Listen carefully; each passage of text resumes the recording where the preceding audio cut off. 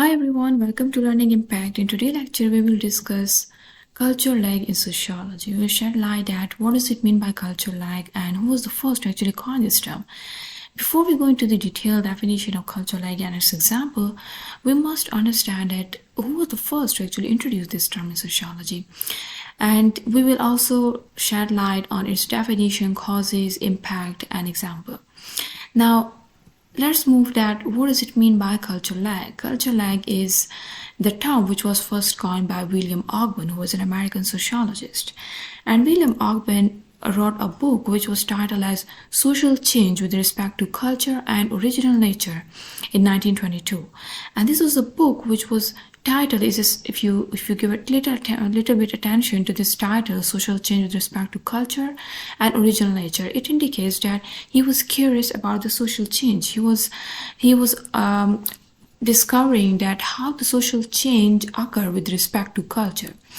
And in this book, he was actually focusing that how the technological advancement and the culture shifts occur in a society as society evolve over time. So he believed that social change is a continuous and inevitable process that happen in each society, but happen with respect to particular culture of that society. He was also the first to introduce this term of culture lag in this book, Social Change with Respect to Culture and Original Nature, which was published in 1922. And then he also talked about the influence of technology in this book, that how technology acts as a primary driver of social change. And here is this word, original nature, which is mentioned in his title. It actually refers to the biological or the instinctual aspect of the human. So Urban discovered that how human nature interact with the culture evolution, arguing that while human instincts, they are relatively constant, but the culture changes rapidly. Means that if you look into the human instincts are all the human biological needs. Food, shelter, these all are same, but they have been adopted, or we can say they have been fulfilled by different culture in different ways. And the social change occur with respect to the ways in which that instincts have been fulfilled. So it means that the instincts that are constant on one hand, that is universal, but on the other hand, there's a social change that is undergoing with respect to particular culture in a society. This is what this book was about. Now, he also was the first to apply the statistical method to the problems of the social sciences. He was the first to try to have the quantitative analysis of the social phenomena. He believed that the social phenomena could and should be measured quantitatively. And because he believed that only to the quantitative method, only to the statistical method, we will be able to have the real world data, like the population trends, the economic changes, and the technological impacts on society to draw a conclusion that are grounded in a measurable facts. So he was also the first who believed that the statistical method could be used not only to study the existing social condition, but also we have to predict the future trends. By understanding the today reality, we can predict the future by analyzing all the data quantitatively. And he was also the first who was believing that there should have reduction of bias and subjectivity in a social science. He believed that the social science researches should be based on a statistical methods, on a quantitative and objective manner, so it will help us to have the more objective foundation of the understanding of social dynamics. Then his noteworthy publications, his other publications include The American Marriage and the Family Relationship. This was the publication in which Ogden was focusing that how the marriage and the family institution in American society have been transformed due to the industrialization, urbanization, and the changing culture norms which influence family roles, dynamics, and stability. So Owen highlights the shift from the traditional extended families to nuclear families and the evolving roles of men and women within the household. And his another publication that was The Social Characteristics of Cities, which was published in 1937. In this is also one of the noteworthy publication of Ogden, which was emphasizing to explore that how the urbanization, it affects the community life, the population diversity, and the social cohesion. So the book emphasizes the use of statistical analysis to understand trends in urban migration, employment, a housing, and a social behavior, offering insight into the challenges and the opportunity which has been created by the city life. So it means that, as its name indicates, the social characteristic of city. This is the book which revolved around the city life. It was all about the urbanization, the urban lifestyle, the urban migration, employment, housing, and a social behavior. Then another noteworthy publication of the Auburn was The Social Effects of Aviation, which was published in 1946. And the primary focus of this publication was the societal impact of advancements in aviation technology. For example, how air travel reduces geographical barriers, fosters globalization, and transforms trade, communication, and the culture exchange.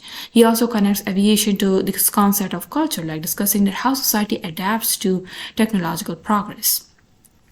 His another publication include Technology and the Change in Family, which was published in 1953. And this was Ogden aimed to highlight the influence of the household technologies like appliances on reducing the domestic labor, particularly for women, and how the communication tools like a telephone, it affect the family interaction. So this book, as its name indicates, the change in family and the technology, means that how technology has bring changes in a family structure, in the family way of living, that how their day-to-day interaction has been transformed by the introduction of the new technology that is in the form of telephone. How the introduction of appliances actually reduce the domestic work for women. Similarly, so this book also addresses the broader implications of industrialization on traditional family roles and values. So this was all about the brief biography of Ogden, his some noteworthy publications, along with his major publication that was Social Change with Respect to Culture and Original Nature, in which he for the first time introduced the concept of culture lag. Now, what is culture lag? If we have to define culture lag, before we define it, we must know that it was the Ogden who introduced this term, and he was the first to actually distinguish between the material and the non-material aspect of culture. We know that what is material and non-material, these are the two aspects of culture. We have already discussed it in our first lecture, also in our second lecture, the types of culture we have discussed it. Material culture is all the concrete physical objects that we use in our daily lives, all the physical or concrete objects that we can see. For example, if you look in your surrounding, the pen you hold, the page which you use for writing, the laptop, the appliances, all the modern telephones, the cell phone, these all are the material culture. And non-material culture are all about our beliefs, ideas, philosophy, religion. These are all the philosophical foundation, that how people think of a different phenomena. This is the non-material culture. But all the physical and the concrete form of object that people adopt to use, like for example, what kind of furniture do they prefer, what kind of chairs, what kind of building, what kind of infrastructure, these all are the material culture. But the preferences and the attitude, the belief and the religious perspective towards a particular object is the non-material culture. Now, these are the two aspects. You have already discussed it in very detail. If you must visit that lectures in order to have better understanding of the types of culture and the aspects of culture. Now, for now, we will define that what is culture lag. Culture lag is the difference between the rate of progress of material and the non-material culture. Means that if we measure the progress of material on one and the rate of progress of non-material culture on the other hand, what is the difference between them? The difference between them would be called the culture lag, and it will be obvious. The difference will be obvious because it is very easy, it is very flexible for a material culture to be incorporated into a new culture. Like for example, the introduction of new kind of technology, like the introduction of robots, introduction of the new version of cell phones. These all are very rapidly adopted by the people of the society. But in case of the non-material culture, it always lags behind the material culture, because it is mostly easy for a country to import the new technology from the outside world, but it is mostly difficult to change the mindset of their people to show flexibility and acceptance toward that culture. This is the non-material culture. So there is always a gap between their progress, and this gap is called the culture lag.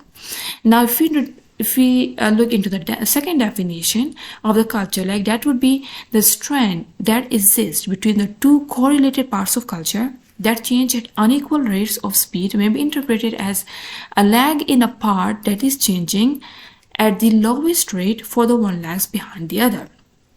The strain means it is the gap that exists between the two correlated. These are the correlated parts of the culture. If you have a cell phone in your culture, but you don't have non-material culture which has been enough developed to accept that use of cell phone, then there is no use of that cell phone in that culture. Okay.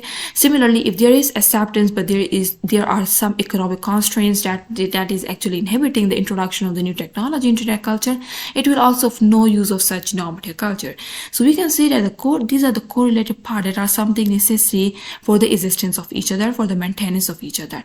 These are the correlated parts of culture that change at unequal rate of speed, because we have discussed that material culture is always fast to adopt as compared to the non-material culture. So it may be interpreted as a lag. Lag means that is when one aspect is lagging behind. Lagging means that it is not as at the equal speed. It is not progressing at the equal speed. Okay, it has been left behind. So a lag in a part that is changing at the lowest rate. Of course, there will be a lag in a part of a culture that is changing at the lowest rate, for the one lags behind the other. So what will happen as a result, that one aspect of a culture will lag behind the other, and it is most of the time it is the non-material culture that lag behind the material culture, and this is what we call the culture lag. Now we will look into some causes of culture lag. There are various causes of culture lag. What are actually the forces, or we can say the reasons that the culture lag exists in a society? First is the technological advancement. Technological advancements can lead to the cultural changes by introducing the new tools, platforms, and ways of communicating. For example, the widespread adoption of smartphones. It has changed the way people communicate, access information, and share their experiences. But it can also create a culture lag if the people aren't enough capable, or we can say their mindset hasn't been developed as so much so that they can adopt the technology. So in that way, it will lead to a culture lag. For example, the rise of the social media platforms like Facebook, Twitter, Instagram, they have transformed the way people interact with each other, share their thought and feeling, and consume information. So this has led to a changes in the culture norms around communication, self-presentation, and community building. So these are the forces that can lead to the advancement in a material aspect, and that can also, if there is enough acceptability of such technological advancement, then it will bring change in other means of it, in the non-aspect of culture also, like how we communicate with each other, how we share our thoughts, how we consume information, what are our mindset and attitude toward these things. So they must have some kind of preparation on the mental level also, alongside the technological advancement, in order to overcome this gap of culture lag. Then the second is the institutional inertia. Institutional inertia refers to the tendency of organizations and institutions to resist the changes and maintain the traditional practices. This can perpetuate culture norms and values. For example, the traditional education system. Education system is one of the institutions of our society, and there is some traditional ways of teaching. So the society and the institution itself resist the changes like the modern ways of teaching, which of course perpetuate the traditional teaching tools, which will lead to the inefficiency of the society. So many traditional education systems prioritize the rote memorization and the standardized testing over the critical thinking and creativity. And this institutional inertia can perpetuate the cultural values around the conformity and obedience rather than encouraging innovation and individuality. Okay, so it means that in order to promote conformity and obedience in the education system, we must encourage innovation and individuality, which are the more modern norms of the education institution. So in case of the culture, like one of the reasons could be the institutional inertia. If the institution itself isn't in a brace to change to adopt the changes which is undergoing in a modern education system, and isn't enough capable to absorb the changes, it of course lead to the gap between the material and the non-material aspect of the culture. Then third is the psychological factors. Psychological factors could also be one of the causes of the cultural lag. Like the cognitive biases, the emotional needs, and the personality traits, they can also influence the culture norms and values. For example, if there is the need for the social conformity and identity, It can shape the culture, norms, and values. For instance, the desire to fit in with a particular group can lead individuals to adopt certain cultural practices or attitudes. So, if we are always worried about the conformity in a society, we will not be able to adopt the new innovative ideas, which can create the cultural lag in a society. Then the generational differences. Generational difference is also one of the cause of the culture lag. It can lead to the culture changes as younger generation adopt new values, attitudes, and practices. For example, different generations have distinct musical and facial preferences.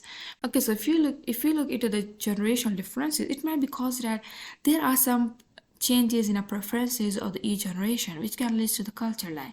For example, if there is more advancement in that music industry, but our younger generation isn't enough specialize their mental faculty to adopt to that changes that has been undergoing in a non-material aspect or either in a material aspect. This will create a kind of gap. We will not be able to align with the modern world, and in that way it will lead to the culture lag. Okay, then cultural values. Cultural values could also be one of the cause of the culture lag. Cultural values are all the shared beliefs, attitudes, and norms that shape the behavior and decision making.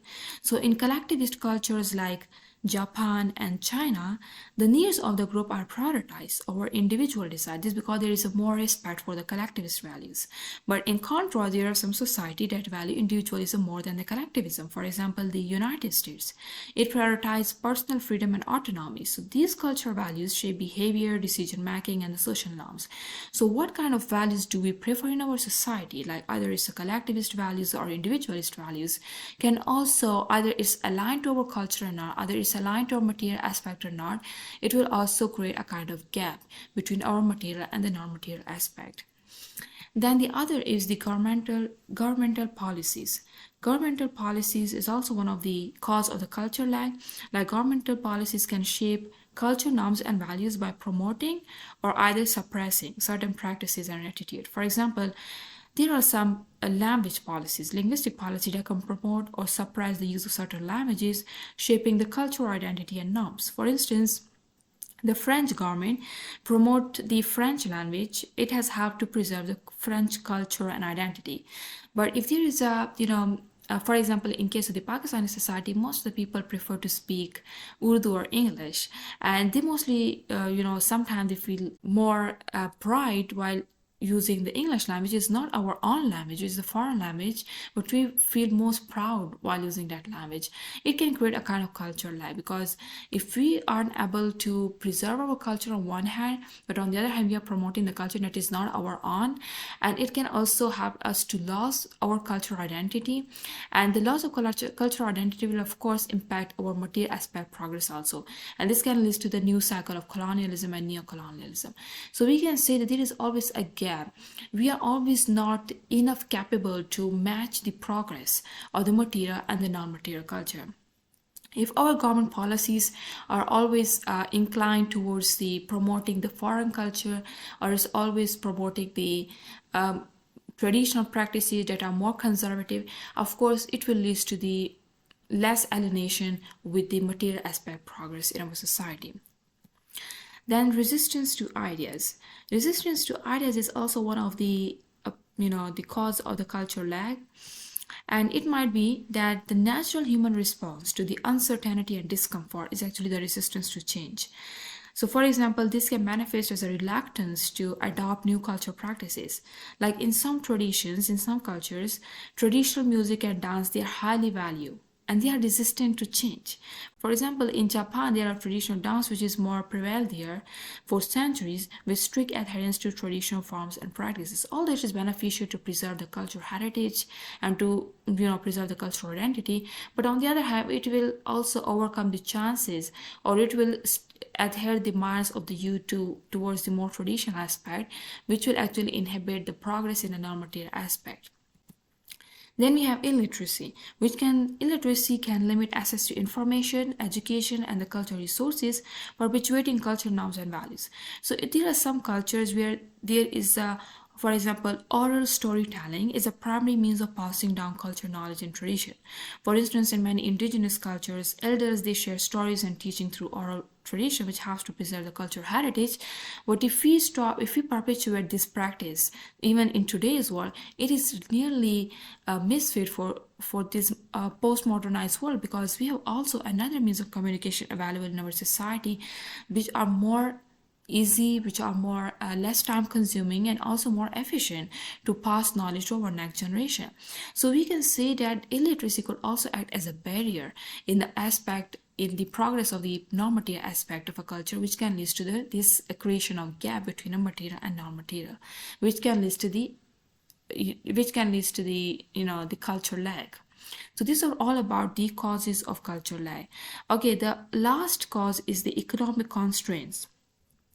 Economic constraint is also one of the cause of the culture lag, which can include mostly incapability of the government to introduce the policies. For example, if you know that how to improve the education system, which we have just discussed, that if there is a traditional teaching system that is still existing, that is still prevail there, even if we know that how to bring changes in education system, but we don't have enough funding, we don't have the specialized minds, we don't have the enough resources on the ground, so how will we able to fix that problem?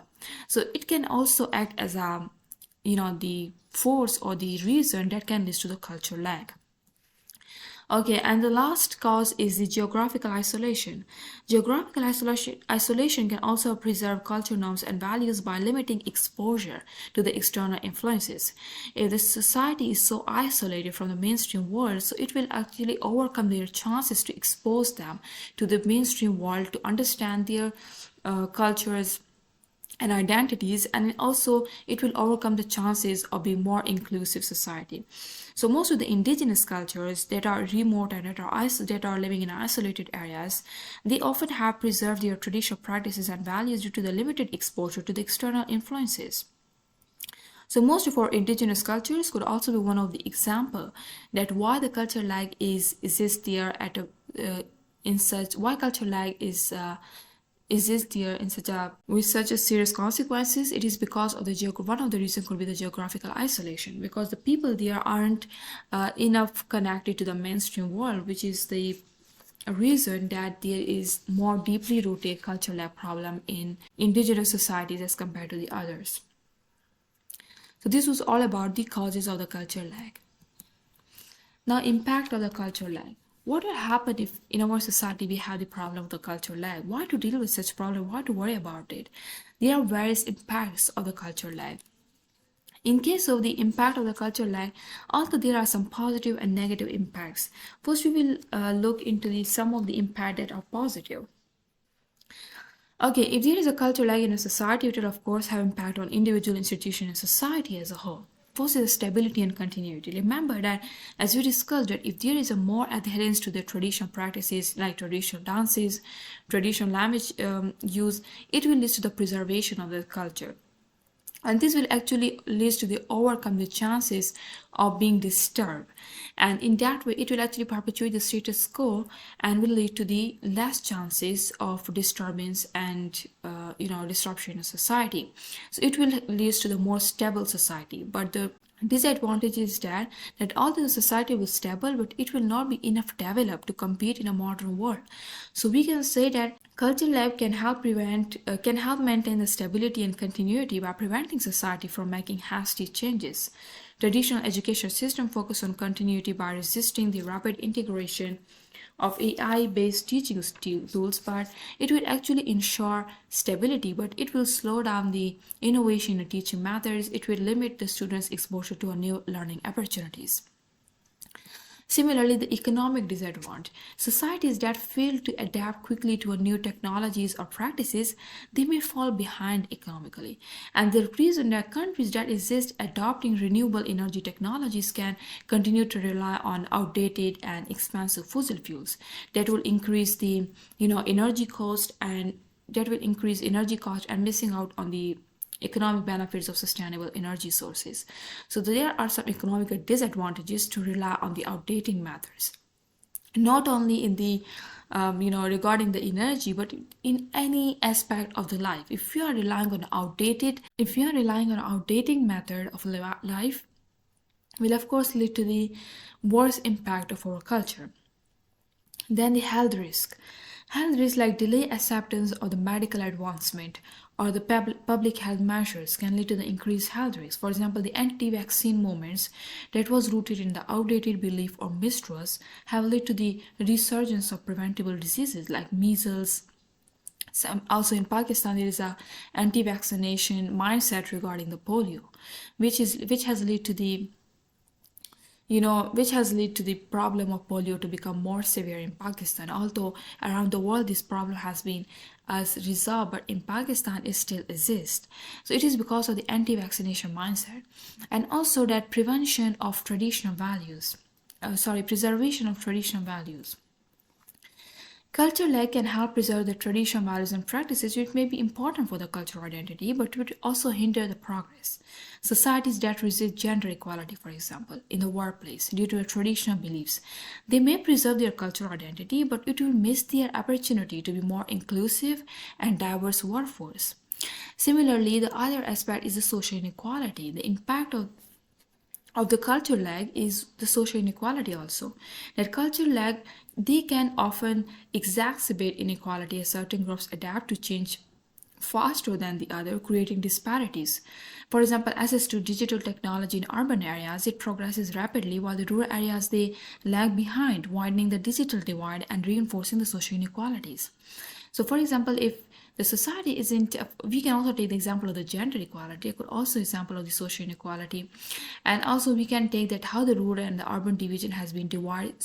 This divide will become more and more sharp if there is a problem or the cultural lag that exists in any culture. It will actually widen this gap. So also there are many other social inequality that can perpetuate, that can exist in a society because of the cultural lag. Okay, then the critical evaluation. Culture lag gives society time to critically evaluate new technologies or ideas before fully integrating them. It's a good point. Like just to rush and adopt the new technology which is, developing around the world, we must first critically analyze it, either this technology is fit for our society or not. So if our non-material culture is slow to adopt, it can also help us to take time to critically analyze the innovations that are happening around the world. But it will also, slow down the mechanisms or, the adoption of such technology that around the world will be practiced by most of the other nations, and they will, for example, the adoption of the cryptocurrency, which is nowhere in Pakistan, but around the world there are debates going on, and there are many countries that are adopting them. So it is because that their normative culture, or maybe that their critical evaluation is so quick to understand that what will be the impact of this normative aspect. So for example, the slow adoption of the genetically modified organisms, it allowed time for safety evaluation, but it will also delay their potential benefits in reducing hunger and improving the agricultural productivity. Then the other impact is the conflict and tension.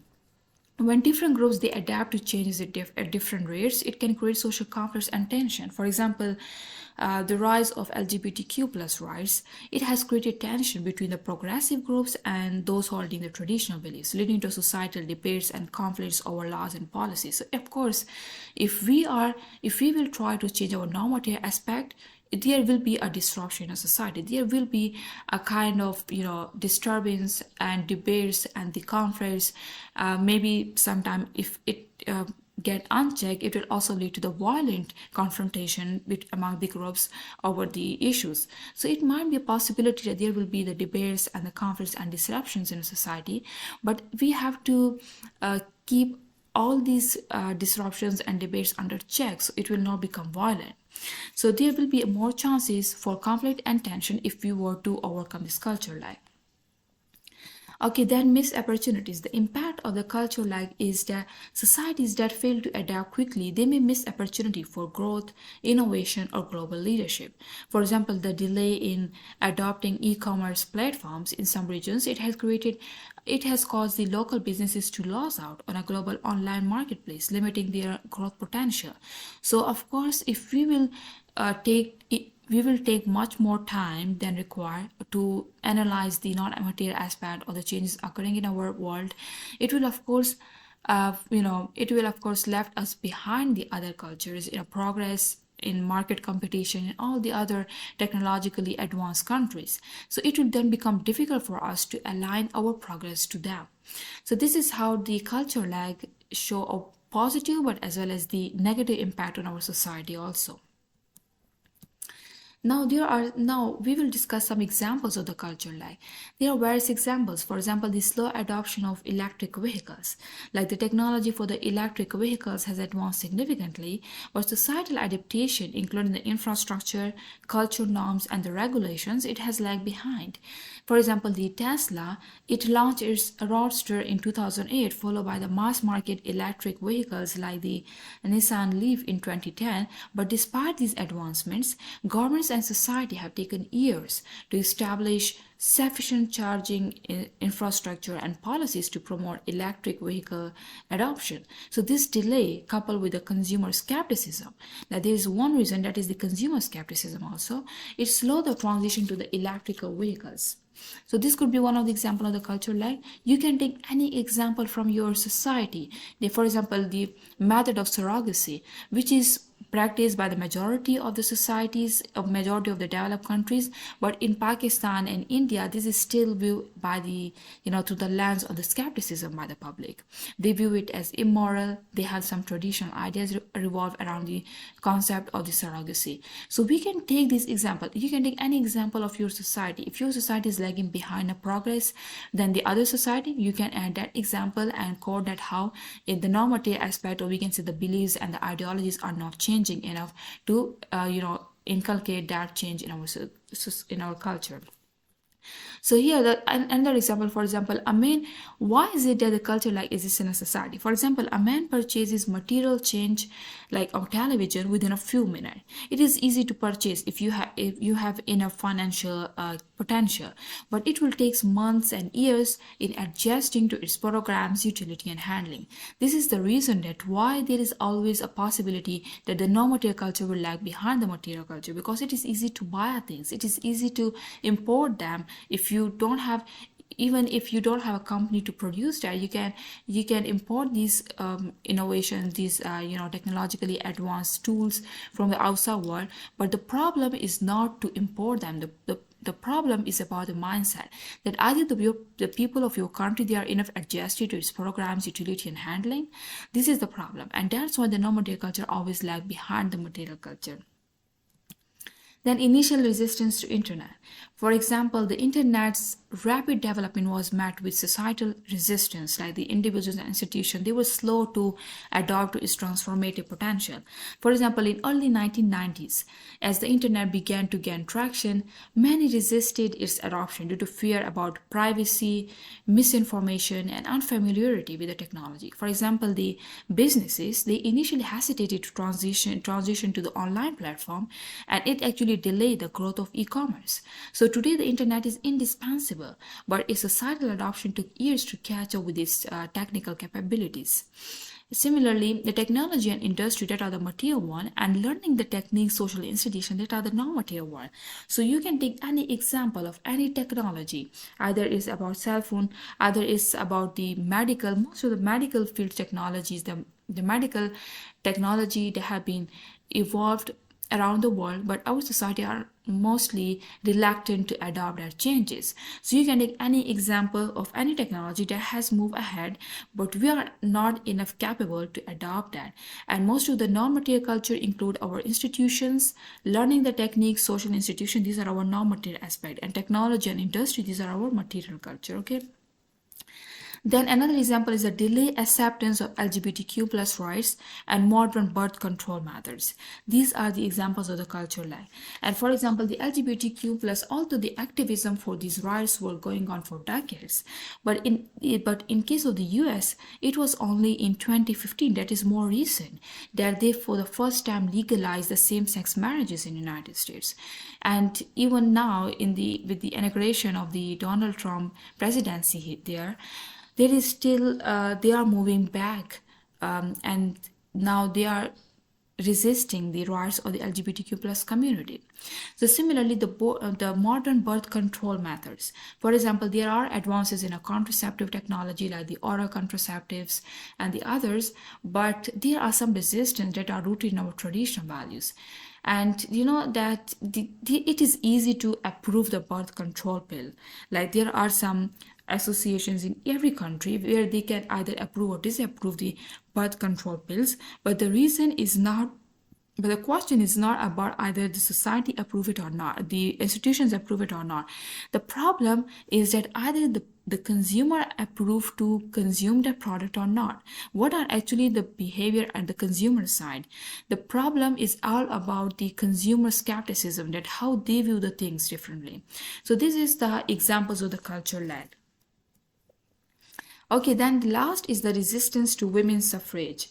Okay, the fight for women's rights to vote, it reflects the lag between the democratic ideals and their application to gender equality. So women's suffrage movements, it began the mid-19th century, but it wasn't until 1920 that the 19th Amendment was ratified in the United States and it granting women the right to vote. Similarly, there are still this debate going on around the women's rights.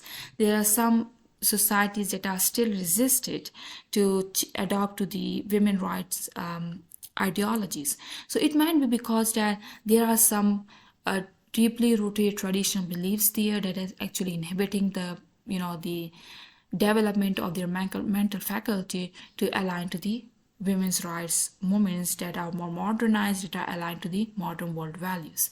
So this is all about the culture lag. So this was the end of our lecture. Thank you so much for watching, and leave your questions in the comment section below, and like, share and subscribe our channel for latest lectures. Thank you.